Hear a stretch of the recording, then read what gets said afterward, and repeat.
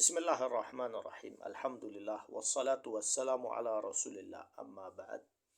Selamat datang di channel saya, channel Assalam. Bagi yang belum subscribe, bisa subscribe. Bagi yang mau les belajar, bisa hubungi nomor WhatsApp saya di profil. Video kali ini saya mau membahas tentang literasi fungsional. Literasi fungsional. Kan saya sering menyebutkan tentang literasi fungsional. Orang mungkin tidak paham, literasi itu kan hanya baca dan menulis ya. Tapi ternyata literasi itu ada dua. Ada literasi dasar dan literasi fungsional. Kenapa 96,7% orang Indonesia melek huruf, tapi skor literasi fungsional dewasa termasuk 10 negara terendah di dunia, dan apa yang bisa dilakukan? Indonesia kekurangan perpustakaan? Tidak.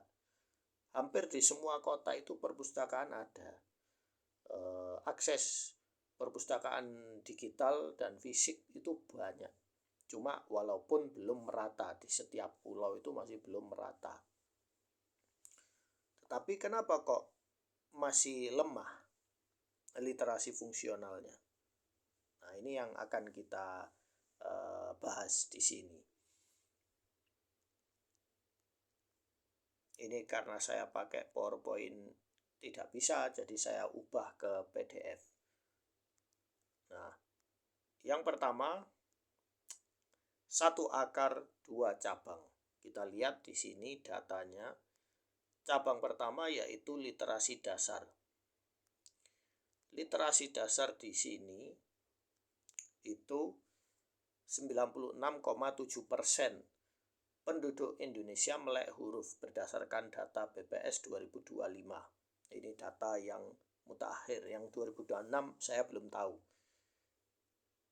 Apa saja dasar literasi itu? Literasi dasar yaitu mengenal huruf dan angka, bisa mengeja, merangkai kalimat sederhana, diukur sebagai status ya atau tidak, sudah hampir jenuh di semua provinsi. Jadi hampir semua provinsi itu orang bisa baca, bisa nulis. Kemudian yang sebelah sini, sebelah kanan ini, cabang kedua yaitu literasi fungsional. Skornya itu cuma 253. Skor literasi dewasa Indonesia berdasarkan data OECD 2018. Memahami dan memakai teks untuk hidup sehari-hari. Kemudian skor membaca PISA itu cuma 371, di bawah rata-rata OECD. Peringkat 71 dari 77 negara OECD tahun 2018. Minat baca aktif hanya 0,0001%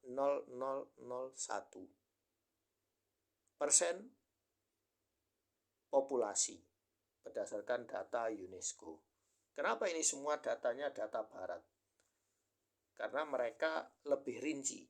Harusnya kita melakukan pendataan lebih rinci. Saya lanjutkan. Angka melek huruf menutupi masalah sebenarnya. Jadi literasi yang ada sekarang ini hanya cuma literasi baca, menulis, memahami teks, ya, cara merangkai kata. Tetapi memahami isinya lebih mendalam teks itu, ya, itu masih rendah. Ya. Itu masih rendah. Nah, di sini ya kita lihat datanya. 96,7% melek huruf nasional, skor membaca PISA, kemudian peringkat literasi dewasa, minat baca yang sangat rendah. Bisa huruf tidak sama dengan bisa memakai bacaan untuk mengurus hidup sendiri. Mayoritas sudah lulus literasi dasar, tetapi kesulitan membaca kontrak kerja, resep obat, atau formulir, dan rentan pada hoaks serta bahasa yang menjebak. Nah, Indonesia ini hoaks ini sangat subur. Kenapa sangat subur? Karena literasi fungsionalnya rendah. Karena literasi fungsional itu butuh semacam critical thinking, butuh logika. Ya. Nah, langkah penguatannya apa aja? Saya sudah buat di sini ya. Bisa kita kuatkan secara mandiri. Kita tidak usah nunggu dari pemerintah. Ya, dikit-dikit pemerintah. Ya, walau pemerintah ya perlu melakukan penguatan ya. Yang pertama adalah ganti bahan ajar dari teks generik ke teks fungsional nyata. Contoh, bukan lagi teksnya Budi pergi ke pasar, tapi resep obat, kontrak sewa, slip gaji, formulir bank, label kemasan, berita hoaks versus fakta. Jadi ketika buku pelajaran bahasa Indonesia itu yang harus kita tampilkan itu ini. Ya, kita tampilkan ini cara mengisi kwitansi itu bagaimana. Ya. Terus kontrak kerja itu bagaimana, membaca surat kontrak kerja atau syarat bekerja, terus surat lamaran itu bagaimana, terus membaca formulir ya, bahkan kalau perlu membaca berita di koran itu maksudnya kebijakan gini itu apa, efeknya apa ya. Apa bedanya opini dengan pendapat. Kemudian yang kedua, latih membaca untuk bertindak, bukan sekedar paham. Tes bukan apa isi bacaan ini, tapi apa yang harus dilakukan setelah membacanya. Ini yang membedakan comprehension pasif dari literasi fungsional aktif. Comprehension pasif itu hanya membaca, menjawab pilihan ya. Tapi membaca terus menjawab dengan tulisan. Yang ketiga yaitu integrasikan numerasi ke literasi, numerasi. Yaitu skor numerasi Indonesia sama rendahnya hitung kembalian, baca bunga pinjaman, baca tabel harga, butuh baca plus hitung sekaligus, jangan dipisah jadi 2 mapel. Maksudnya bagaimana? Di buku bahasa Indonesia itu harus dimasukkan ilmu matematis. Maksudnya ilmu membaca matematika. Misalnya ada produk. Misalnya produk A ya, dijual di Shopee. Ini dapat diskon, cashback, ini. Ya. Itu harus dibaca syarat diskon itu apa, syarat kupon itu apa.